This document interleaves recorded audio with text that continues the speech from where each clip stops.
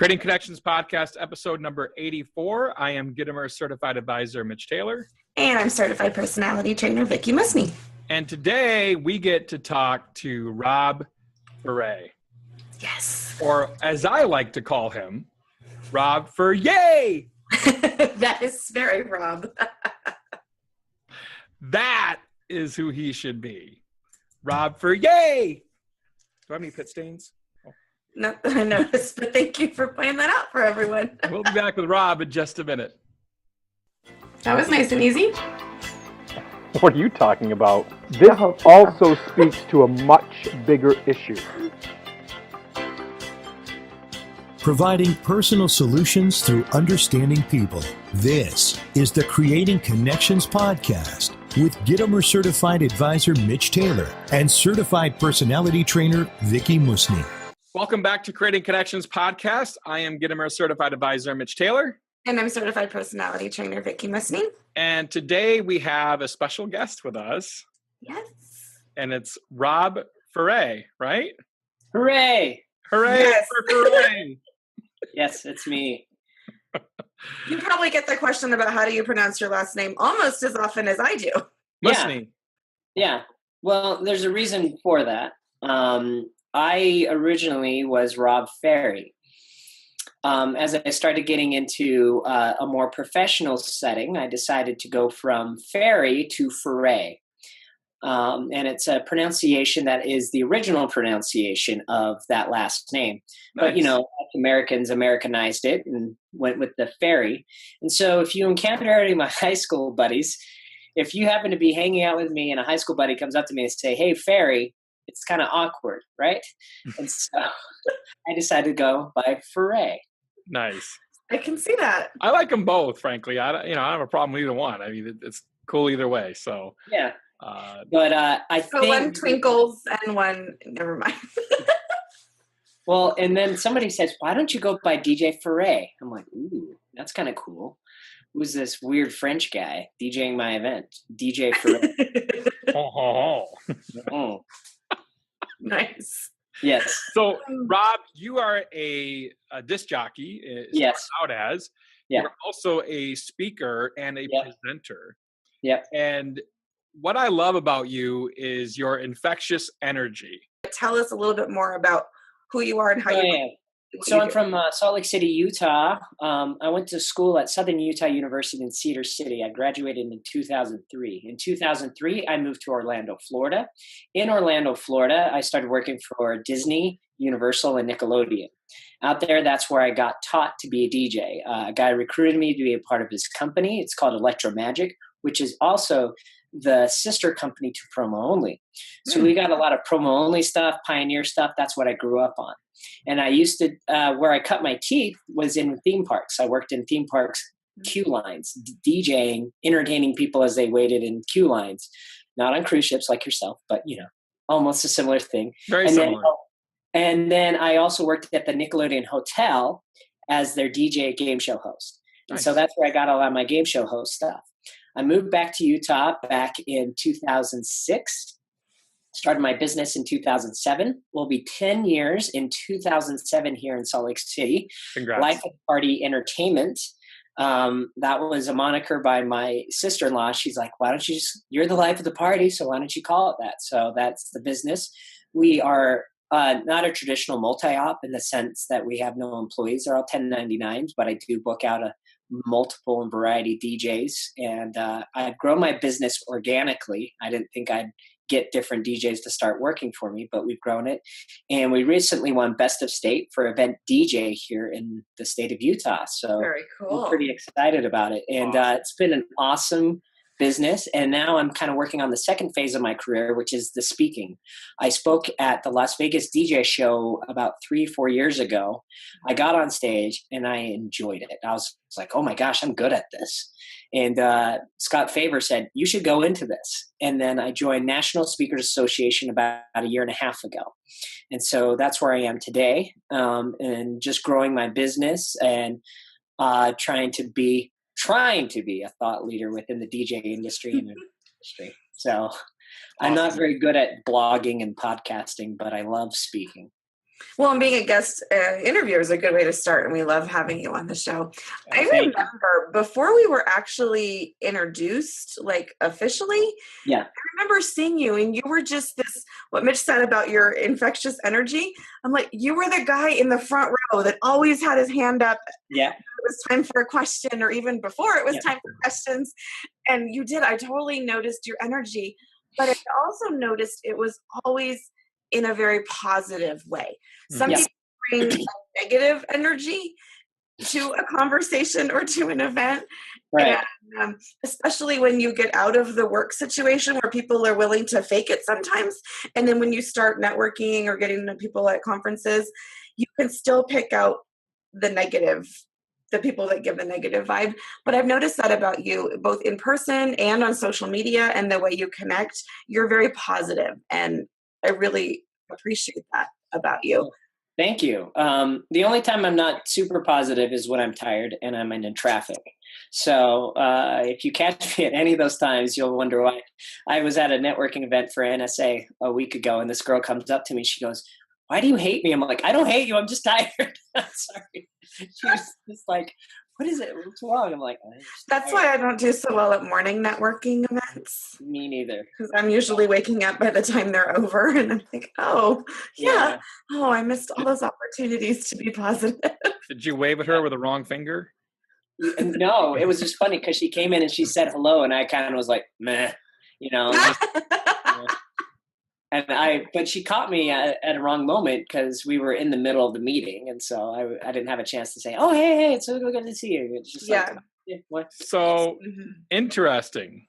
She caught you at the wrong moment. Right.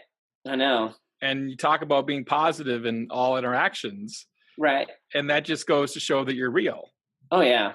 Yeah. And it's being authentic and also being vulnerable, telling people that you are tired or you're not having a good day, because if you are constantly like, hey, I have a great day, life is great, and then you go home and then you start railing, I don't know, yelling at your cat. I don't know. We have a cat. That's why we're there. I don't have kids, so I don't know what you guys do when you get home. But I think the person you are at home and then the person you are at an event needs to be the same person. You need to be authentic. And if you are vulnerable to people, people will like you for it. And so I think that's a thing that you should always take with you wherever you go. Mm-hmm. And I see that, and I totally get about being the same person, although I feel like there are times when we have to curtail some of the negativity to be appropriate. And I think that's why I have such a love-hate relationship with social media, because you get to choose what parts of your life you share. And I know this is heading into a topic that you wanted to cover. Yeah. Are we ready to go there? Yeah. And this is something I've been thinking about for a while. I'm going to be presenting at what is called Mobile Beat. For those of you who don't know it, it's the big DJ conference held out in Las Vegas. And it's going to be my first time presenting. And it's going to be called 5 Dysfunctions of a DJ. Nice. And this is a presentation I've had in my head for the last 3 years. And this is where I get down and dirty and I pull back the curtain on who I am as a DJ and what makes me dysfunctional. And so hopefully people can look at my lessons and figure out, oh, I do that too. This is how I can change. And I was very dysfunctional. I am dysfunctional. I still am dysfunctional. I'm not the most amazing person out there. But I try and put my best foot forward because what I do on social media is I want people to hire me. All the people that I become friends with, I want to be an influence for. I also want to there's prospective clients out there and people that will refer me. So this is why I dig into this. About 1.5 years ago, I got challenged by another thought leader person within the DJ industry on a stupid political post. And there's no way I'm going to ever change his mind or he's going to change mine. Mm-hmm. And he attacked me on Facebook and I said, I'm done. I love you as a person, but I am not going to engage in this type of conversation. And that was the day I decided to quit posting political posts. I'm done. And I stopped engaging in those conversations. And I noticed Mitch said something about that about 1.5 weeks ago saying, hey, I am following. I did notice that. And so if you follow Mitch on Facebook, yes, I did. I saw that. And I applaud you for it. And that's the thing Wait, is, clarification question, because I don't remember. Did you unfollow or unfriend? I unfollowed. Okay. I do that all the time. There are people within my market who I am great friends with. Whenever I see them in person, we have great civil dialogue, right? We don't talk about politics. Right. But when I see their memes and I see them saying, well, this person is an idiot. Anybody who likes this person is an idiot. And then you're essentially calling me an idiot for saying that because I don't share your political viewpoint. And so I just unfollow those people. That way I don't get angry at them because that's the way they think, but I don't agree with it. So I unfollow them. And then maybe I'll go check in on them every once in a while, see what gigs they're doing, whatever. Yeah. Right? But my question as a business owner is, why would you even want to go there? Why would you post stuff that is going to alienate half of the people in your audience? Like, I don't understand that. I can go ahead, Rob. Well, here's the thing about it. Is some people, he has to take a drink because he's not allowed to say anything yet. I know there are some thought leaders who've created their own personal page for business, So I have my own. So I have my Facebook profile page, and then I have my Facebook entertainment page, which is me as an entertainer. And I know some people say, well, people follow me on this. And on Facebook is where I get to, express myself. It's like, well, that's the way you do it. The way I express myself on Facebook, I go into private forums and I rant and rave. So you will not see my political posts, but you will see them in private forums with like-minded people who will pat me on the back and not challenge me. So that's where I can be like, oh, did you see what so-and-so did today? That's when I can put it in those private forums. And another thing I do?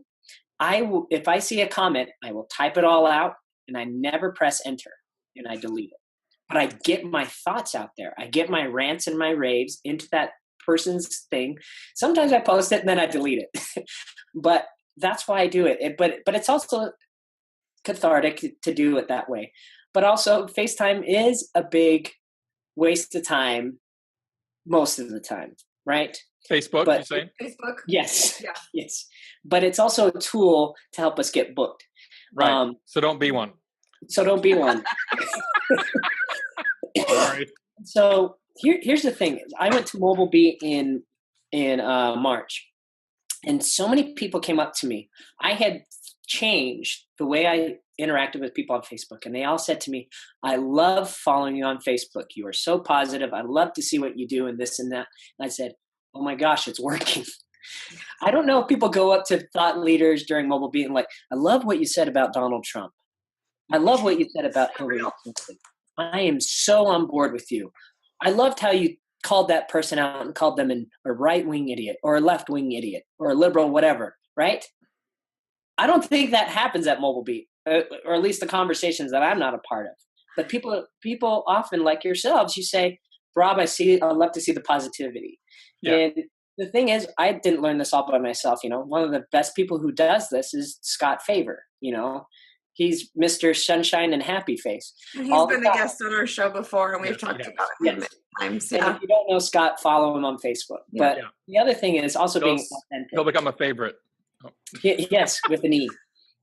And the thing about it, though, is also you got to put in some posts where days are crappy or where you get real and be vulnerable. Yes. I think asking questions is also a good thing. What people who engage, like, what are your thoughts on this? Or what makes you happy? And people love those type of questions because they love to talk about themselves. And so if you turn the tables and ask a question on Facebook, what really gets you motivated for an event? And then everybody goes, they like to talk about themselves.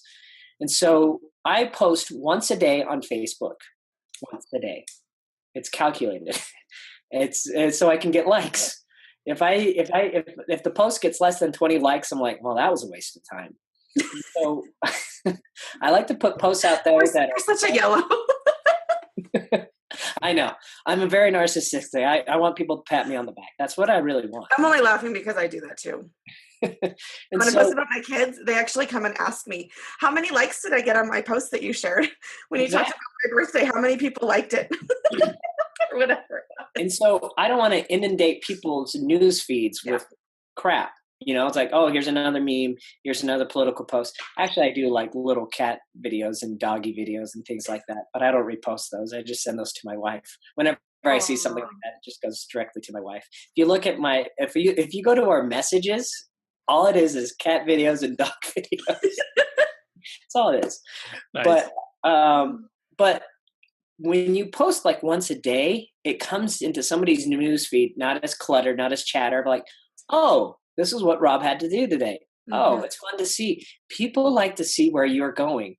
And so I've also changed the way I've used Instagram. I started following Jason Janai SCE event group.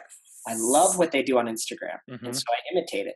And I say, Jason, I imitate you. And he's like, fine. He has his brand, I have mine, but I imitate the way he uses it. He does a lot really well. Yes. And so he's actually the only person that I technically follow on Instagram. I mean, I have lots of people that I don't even know it well enough. My kids are going to laugh at me if they hear me talking like this. But he's the only one that I actually get an alert every time he posts versus people I follow that come into my feed. Yeah. Well, and I don't know if you guys are familiar with the new format of Instagram, and it's just like as much as I should be. Yeah, the stories. And so, you get your Instagrams right there, and then you click on your stories. I do stories now. And what I like to do is draw back the curtain and say, hey, here we are. This is the booth. We're setting things up for this wedding. We're doing this. We're doing that. I find it fascinating when Jason does it. So I think maybe people will find it fascinating when I do it. I don't know. People don't really comment on my Instagram feed or my Snapchat, but I do it. And it's a lot of fun. And it's a way that I'm not like, I think, and it disappears. And so it's not just cluttering up my feed on Facebook or on Instagram. People can look at it. Mm-hmm. Here's what stories and Snapchat and Facebook Live has done for us. Yeah. People always see the public side. Facebook or social media, 2.0 really was the public side. Yeah. And now we're giving them that 2.5, that 3.0 peek behind the curtain. Don't you want to see what happens behind a Broadway show? Yeah. Behind the scenes? I do. Yeah. You want to know what happens behind the curtain of, American Idol or whatever the case may be for, Walking Dead, whatever it might be. Yeah. You want to know what's going on behind the scenes. It's why dirt sheets are out there for different shows and programs and things like that. So, it's a way to give a peek behind the curtain, I think. And the other thing I'll just say quickly is I learned a long time ago not to mix religion and politics in a social or business setting. And I saw many friendships go by the wayside and the tearing apart of an entire community that I was involved in online early in mid 2000s for the DJ community. And it was sad. Right. Is what it was. And it was a misstep by the person that ran the community, in my opinion. And it was sad to see. So I would definitely encourage I think posting once a day is good. I certainly don't live by that rule. I don't either. I think you post more than I do, though, Mitch. It's very insightful, though. It's very insightful. So, Rob, your session at Mobile Beat is on the 5 dysfunctions of a mobile DJ. Is that correct? Yeah, it's called 5 Dysfunctions of a DJ. Okay. So, it's a 20-minute talk, so it'll be short and sweet, but it'll be a lot of fun. Cool. I'm going to kind of point the finger at myself, and hopefully in the same regard, people will reflect and think about what they're doing that is dysfunctional, because I don't want to point the finger at anybody else but myself. You're taking that approach and you're being so real about it. I love that. How can people reach you, contact you, follow you? All right. Yeah, there's a couple different ways. They want to know more about Rob Ferre. I have 3 different websites. DJRobUtah.com. That's my kids' website. Nice. Lifeoftheparty.com, which is hyphenated, life-of-the-party.com. Here in Utah, that's my DJ company. RobFerre.com is my website. But if you want to follow me, I do have Facebook, and then Rob Ferre Entertainer as my Facebook page. And then you can follow me on Instagram at Rob Ferre. Same with Snapchat. You can follow me on Snapchat. I'm also on Twitter at Just at Rob Ferre. 3. Rob Ferre 3. Yeah, on Snapchat. On Twitter. On Twitter. On Twitter, it's 3. Okay. Some other Rob Ferre has it. He's like a DJ out of Australia. Really? Come on. He's a DJ too? He's a DJ out of Australia? Yeah, but he's probably hilarious. Right. And so I don't know. Oh my goodness. Okay. Awesome. But here's another great thing for professionals that are in the DJ industry that do kids events. You can also be a part of my kids events DJ forum. That's a lot of fun. If you want to know where that is, I don't know, search DJ kids events. I don't know. And I don't know how to find it, but it's out there. We'll and the find thing it. about that is I actually do a lot of Facebook Live on there. I go to an event, I'm like, all right, guys, this is what I'm going to do. You get to watch me in action. And so I do a lot of Facebook Live in that forum too. It's a lot like Scott Favor's Breakfast with the Game Master. My forum is very much like that, where I give out tips. We do maybe once a month webinars type thing. It's not as active as Scott's, but it's still pretty good. And you have an event, you're coming up, oh, I'm doing a bar mitzvah, I need some game ideas or whatever. We have lots of great minds in there that will help you out. And it's a very positive, it's a small forum. We got about 200, 300 people in there. Cool. But it's a really good forum for if you do 1 or 2 events a year that involve kids, join it, and then when you have a question, ask us. Don't ask us the day before, because then we'll make fun of you for it. But but my event's tomorrow. Give me music now. Games. No, it's today. It's at 2 o'clock. I need a playlist for 13-year-olds now. Where is that? But I love that it's super focused like that, because honestly, I think those can be the most helpful. Yeah. You're working on a kids event and you want to go to a group that's what their focus is, and that's what it is. Awesome. Our same mindset with our sales group. We try to keep the conversation super focused. And Scott's in that forum. Howard Wallstein out of Minnesota's in there. Those are 2 of my favorite guys who are out there who know like how to. Howie's awesome. Yeah. And so Howard Wallstein does 500 kids events a year, like his company alone. It's ridiculous. Kids Dance, right? Yes, it's Kids Dance out of Dance. Minnesota. So really good guy. Fun fact. Did you know that Bill Herman originally used to work for Howie? I do know that. That's actually a part of my speech. I spoke on that at Wedding MBA. Which I knew that. We were at the same time. No. But I got to hear Robert Hurst, so I did actually know that story. So I actually have video of my Wedding MBA speech. I'll be putting that out soon, so you can see that on my Facebook page. Do you have video?